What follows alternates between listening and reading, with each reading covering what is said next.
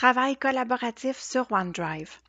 OneDrive vous permet de stocker vos fichiers personnels au sein d'un emplacement unique, de les partager avec d'autres personnes et d'y accéder à partir de n'importe quel appareil qui est connecté à Internet. Vous avez accès à OneDrive lorsque vous utilisez une licence Microsoft 365. Il n'y a que vous qui avez accès à votre OneDrive, à l'exception des fichiers ou des dossiers que vous partagez. À partir de OneDrive, vous pouvez créer des dossiers pour classer vos documents et aussi créer de nouveaux fichiers comme Word, Excel et PowerPoint. Lorsque vous créez un fichier dans OneDrive, vous pouvez travailler dans l'info nuagique directement, donc dans le cloud, ou ouvrir l'application de bureau pour poursuivre votre travail. Je vais vous montrer comment ça fonctionne, mais avant, ce qui est important de savoir, c'est que les applications de bureau de Microsoft vous offrent beaucoup plus de fonctions que les mêmes applications qui sont ouvertes dans le cloud. Commençons par voir un peu l'interface de OneDrive. Donc, c'est ce que vous voyez en face de vous à l'écran. Alors, à gauche, on a le volet avec toutes sortes d'informations. Alors, premièrement, il y a votre nom qui va figurer dans le haut. Et ensuite, dans le volet de navigation, vous allez retrouver certains onglets.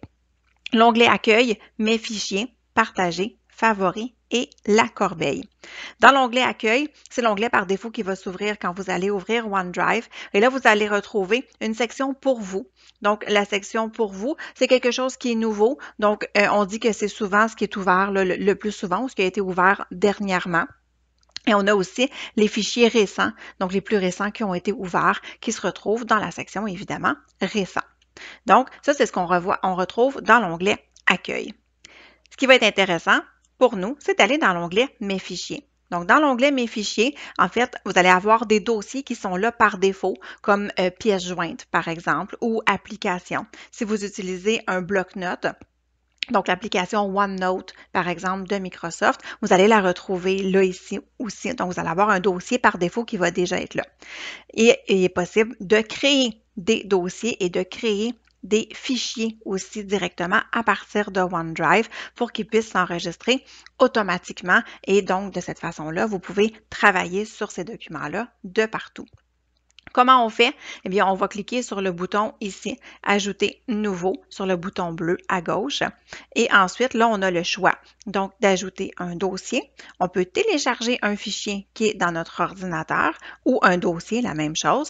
Sinon, on peut créer un document Word, Excel, PowerPoint. On peut ouvrir un bloc-notes. On peut faire un Forms aussi. On peut même utiliser Visio.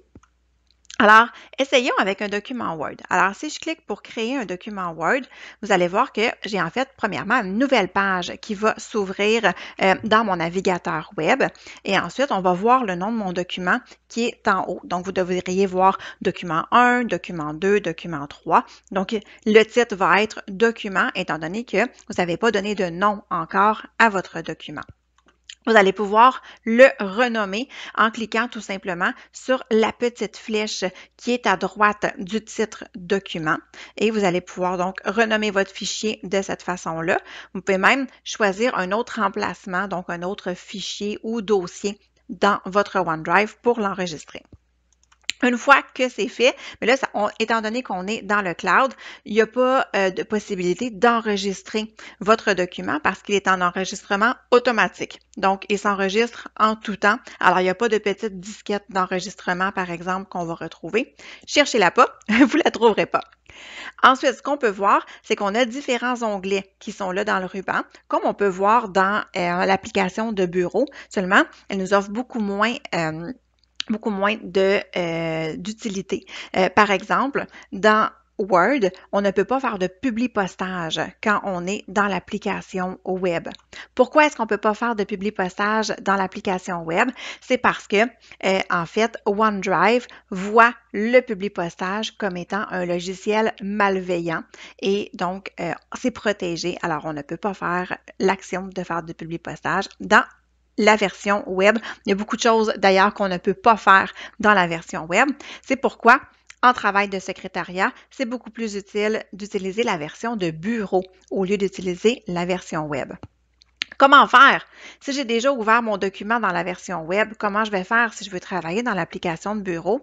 Mais ce que je peux faire, c'est aller cliquer sur le bouton Édition qui est à droite et ensuite, en cliquant dessus, je vais cliquer sur Ouvrir dans l'application de bureau tout simplement. Et là, j'ai Microsoft Word, mon application de bureau qui va s'ouvrir et là, je vais pouvoir poursuivre mon travail.